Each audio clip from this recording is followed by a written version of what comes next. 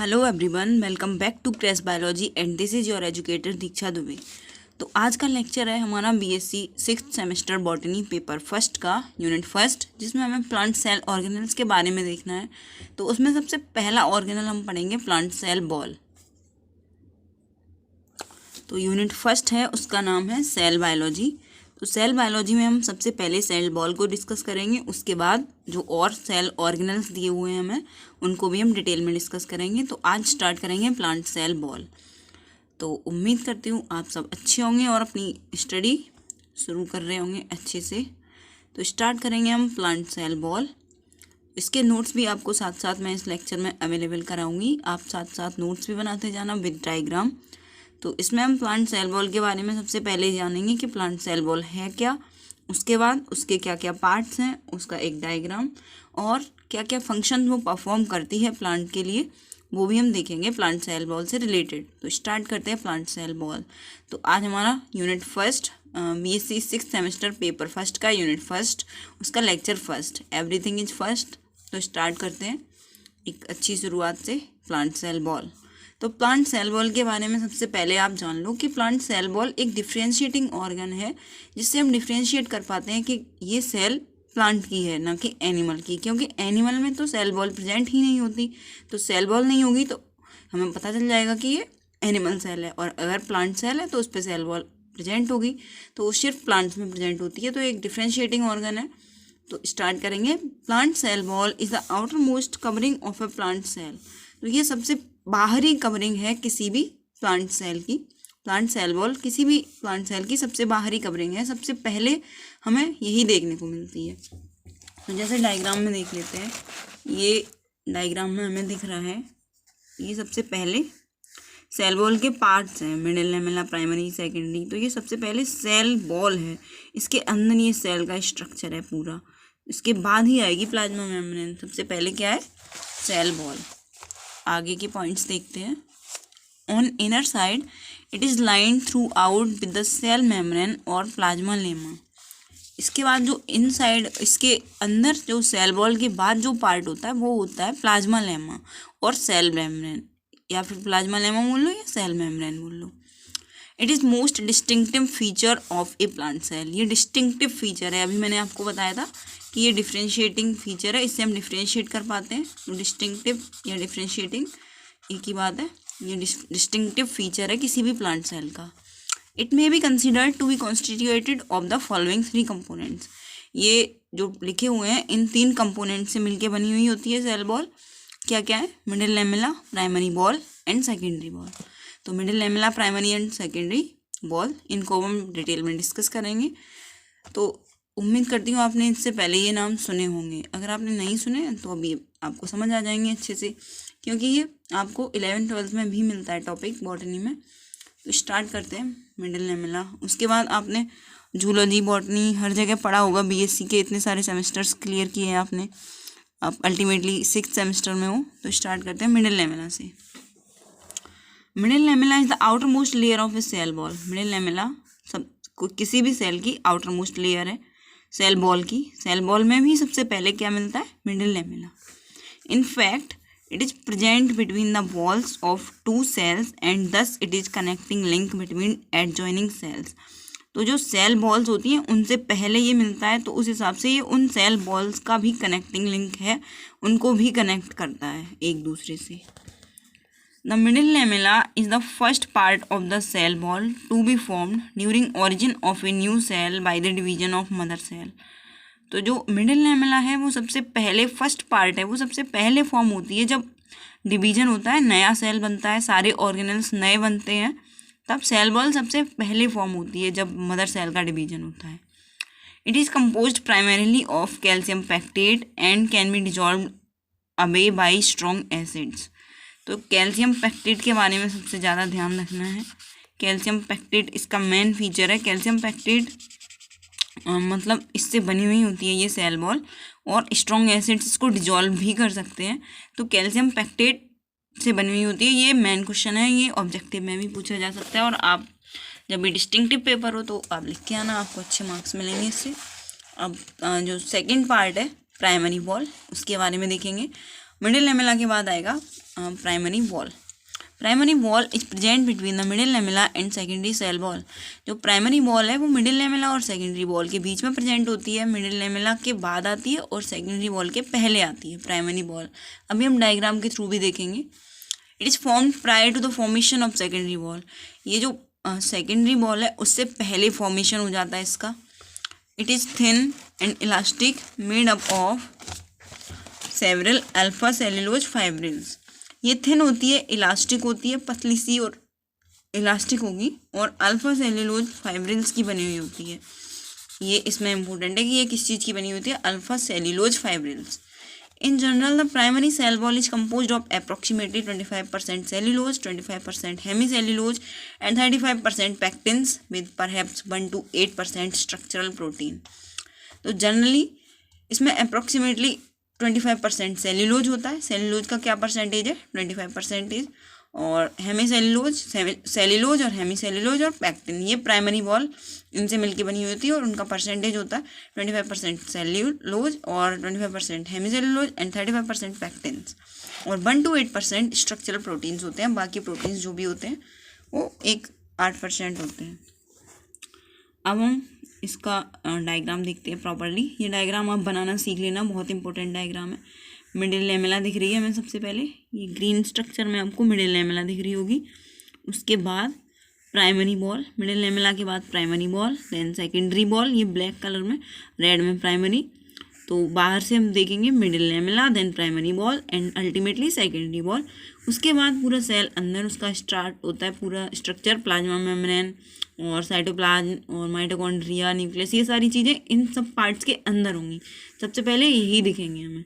और ये यहाँ पे 3 सेल्स शो किए गए हैं, तो सेल कैविटी है ये। और इंटरसेल्युलर स्पेस इस चीज़ को बोलते हैं हम। अभी हम आगे पढ़ेंगे ना और सेल ऑर्गेनल्स, तो उनमें इंटरसेल्युलर स्पेसेस के बारे में भी बात करेंगे। तो आपको समझ आनी चाहिए इंटरसेल्युलर स्पेस क्या होता है। इंटरसेल्युलर स्पेस का मतलब है जो सेल्स हैं उनके बीच में जो स्पेस है उसको बोलते हैं इंटरसेल्युलर स्पेस। तो ये 1 2 3 3 सेल्स हैं, इनके बीच में ये इंटरसेल्युलर स्पेस है। तो ये तीनों सेल्स की middle lamella, primary wall and secondary ball, मतलब पूरा सेल बॉल हमें दिख रहा है इन तीनों सेल्स का, और उसके बीच में है इंटरसेल्युलर स्पेस। तो ये आपका डायग्राम हो गया। अब हम देखेंगे सेकेंडरी बॉल के बारे में। Secondary wall, it is thin, inelastic and almost rigid. ये थिक होती है, इनइलास्टिक होती है और रिजिड होती है, अपने आप में ठोस होती है, रिजिड।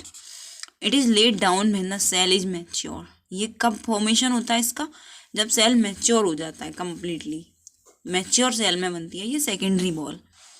तो बॉडी पार्ट्स जो होते हैं उनमें दिखती है हमें secondary wall. It consist of several layers so that the bulk of the cell wall in a mature cell is secondary ball.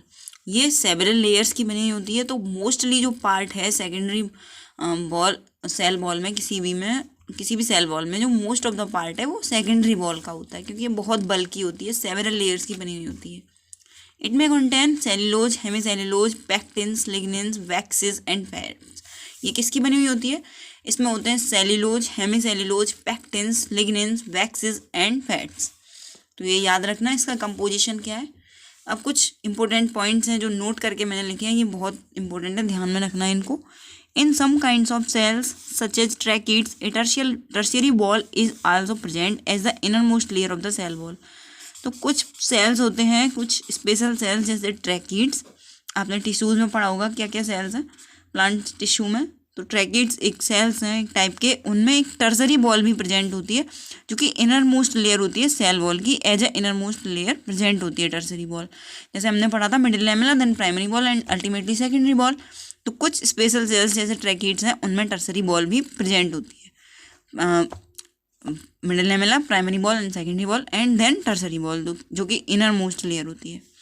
The tertiary wall often bears on its surface warts और small swellings. जो tertiary wall होती है उस पर कुछ, उसके surface पे कुछ बार्ड्स या स्मॉल स्वेलिंग लाइक स्ट्रक्चर भी प्रेजेंट होते हैं।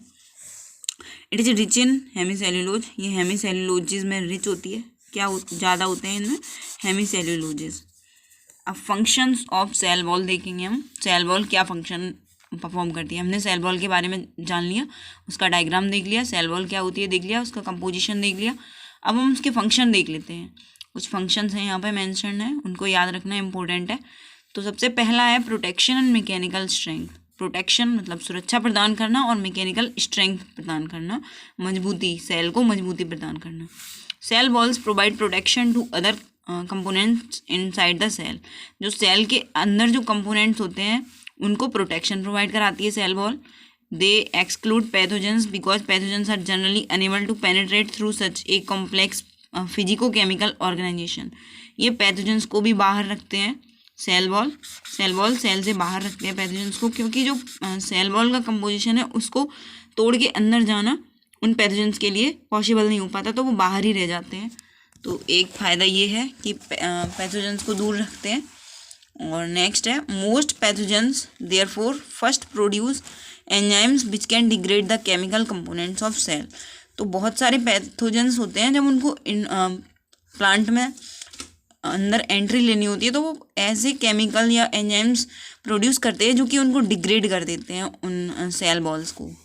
The cell wall also provide some mechanical strength to the cell and tissues. और मैकेनिकल स्ट्रेंथ भी प्रोवाइड कराती है, मजबूती, जैसे लकड़ी मजबूत होती है ना उसी तरह से। और अगर एक लकड़ी देखो और एक ग्रीन पार्ट होता है, जो ग्रीन सूट देखो किसी भी प्लांट का, तो मजबूत कौन सा होगा? जिसमें जो लकड़ी है, क्योंकि उसमें सेल वॉल प्रेजेंट होती है। नेक्स्ट सेल वॉल जो सेकेंडरी वॉल, टर्सरी वॉल, ये प्रेजेंट होती है। इस वजह से सेल वॉल तो सारे सेल्स में प्रेजेंट होती है। एंजाइम एक्टिविटीज़, एंजाइमेटिक एक्टिविटीज़ भी परफॉर्म करती है cell wall.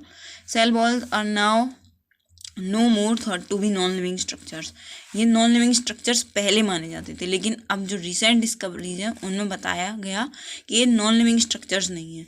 They contain several important enzymes which are involve in transport and metabolic activities.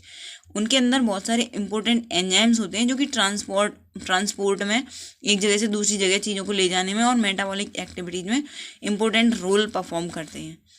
तो ये कुछ साइंटिस्ट के नाम हैं: R.K. Sahni, H.E. Flowers and A.W. Galston 1981 have demonstrated that about 80% of the total polyamine oxidase activity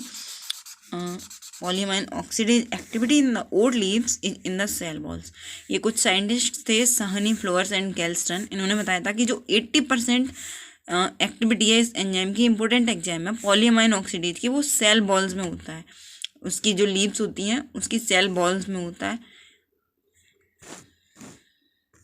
तो ये हो गया सेल वॉल का एंजाइमेटिक एक्टिविटी। नेक्स्ट ओट लीव्स की बात हो रही थी यहाँ पे। अब नेक्स्ट रिसेप्टर साइट्स की तरह वर्क करती हैं सेल वॉल्स। अभी आपको रिसेप्टर साइट्स के बारे में ज़्यादा नहीं पता होगा, अगर आपने सिग्नलिंग पढ़ रखी होगी तो अच्छे से पता होगा रिसेप्टर साइट्स क्या होती हैं। बहुत इंपॉर्टेंट टॉपिक है रिसेप्टर साइट सिग्नलिंग। तो रिसेप्टर साइट्स के बारे में देखते हैं। Some components of the cell wall act as receptor sites for hormones such as auxin and ethylene.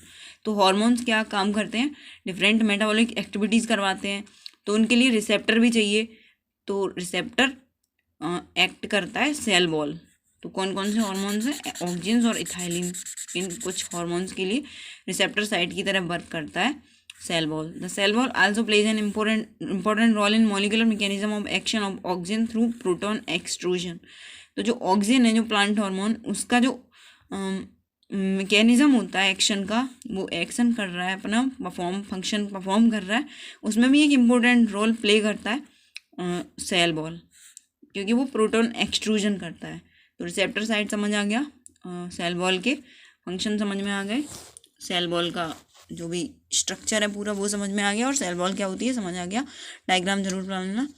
तो उम्मीद करती हूँ कि आपको ये वीडियो पसंद आई हो, सारे पूरे लेक्चर अच्छे से पसंद आया हो और नोट्स भी अच्छे लगे हो। अगर अच्छे लगे हो तो प्लीज़ शेयर करना, ज़्यादा से ज़्यादा शेयर करना बिल्कुल मत भूलना, और कमेंट करके बताना कि आपको वीडियो कैसी लगी। अगर अच्छी लगी तो प्लीज़ ज़रूर कमेंट करना और शेयर करना, लाइक करना तो बिल्कुल मत भूलना, और चैनल को सब्सक्राइब ज़रूर कर देना। Thanks for watching.